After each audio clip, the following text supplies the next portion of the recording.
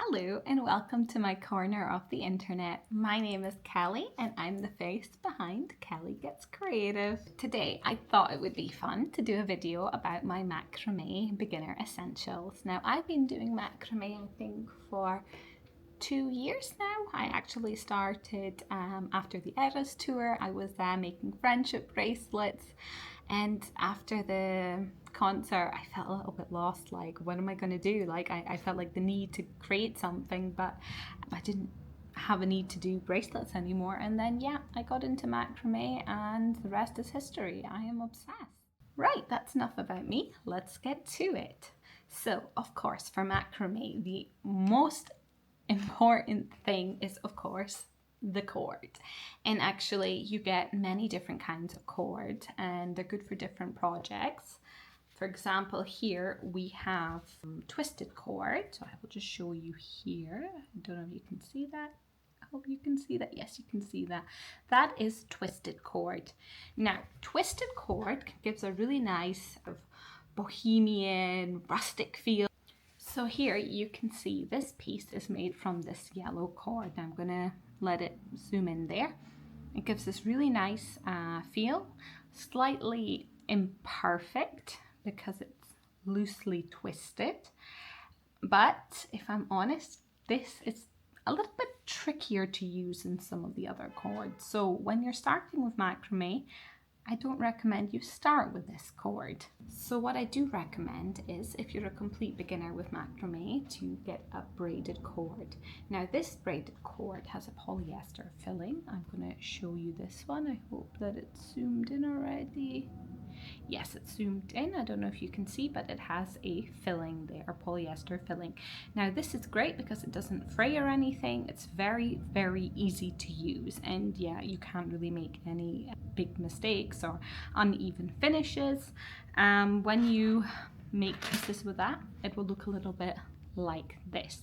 Now what is actually interesting is these two are the exact same pattern, different colors and different cord types. So you can see this one is a little more robust and this one is more delicate. Another popular cord that you could use is this one. This is a 3-ply cord, which I will show you here. I hope it's zoomed in there. And as you can see, that's kind of 3 cords kind of twisted tightly together. I'm hoping that that has focused. Yes, that's focused. And that I think is actually probably one of the more well-known macrame cords, this one, than the others. Let me show you a piece that has that type of cord. So this is also a very similar design to the other two, but as you can see, it looks a little bit different than the other two. So pretty much similar design for all 3, very, very different looks due to color and cord types. So those are the 3 main types of macrame cord. Then we've got one more type I would like to show you. This here is also a braided cord. This one, let me just get loose so I can show it to you.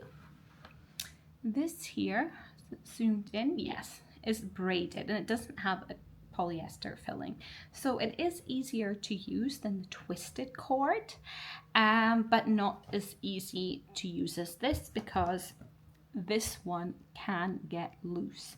But what is great about this type of cord is that it's great for projects that need to be sturdier. At the moment I'm making a macrame bag with this one, and I'm going to be making dog's lead and collar with this. So that's the kind of cord you want to use for the stronger projects, and this brand I'm using is Fair Desile. And I've just realized my son's artwork is there in the background. I keep forgetting to take that down, but if I'm honest, I don't have the heart to take it down. Then the next absolute essential thing that you need is a good pair of scissors. Now the one I'm using is from Svilling. I have heard about other brands being very good from other macrame artists, but I haven't tested them yet, and I will be at some point getting another pair of scissors, so I will be trying out a different brand for comparison. But for the moment I am very happy with this one when this one has been stolen by my children and I have to use the kitchen scissors, I notice a big difference. So it's really a worthwhile investment. It's a good pair of scissors. It will save you a lot of frustration. The question is, do you really need a cork board? For example, if you are making this macrame keyring, you could do it in the cork board, or you could be using just sellotape and put it on the table. Now, of course, I use quite decorative sellotape because I make macrame content. I recommend just start with a cork board. So these are, I think there's like a pack of 5 of these from IKEA, and or if you're in Germany, IKEA. There's a lot of debate on that. IKEA, how do you say it? Let me know in the comments. So anyway, about this one. So I think this is absolutely fine. If you're starting out, you don't need to invest in any fancy cork board, but I will be showing you the ones that I have. So when I was investing in a cork board, I was between the macrame board and the beadsmith one. So let's start with this one. It's kind of basically a cork board. It has these numbers. I guess these are like for centimeters. I have used it a couple of times for a couple of projects when you need to be exact, but to be honest, very, very rarely. But what is nice with this, it comes with pins, which is very useful. I use these if I'm pinning macrame to a cushion, like I mentioned, I'm making a macrame bag. But what is great about that one, it comes with this stand, which is, I guess, kind of good for your hands when you're working. I think it's better to be working like this than like this. I read, but I can't really remember exactly why. I'm just going to show it. So it has this stand, which is quite useful if you're working at a table. I have tried it on the couch and it was a bit fiddly.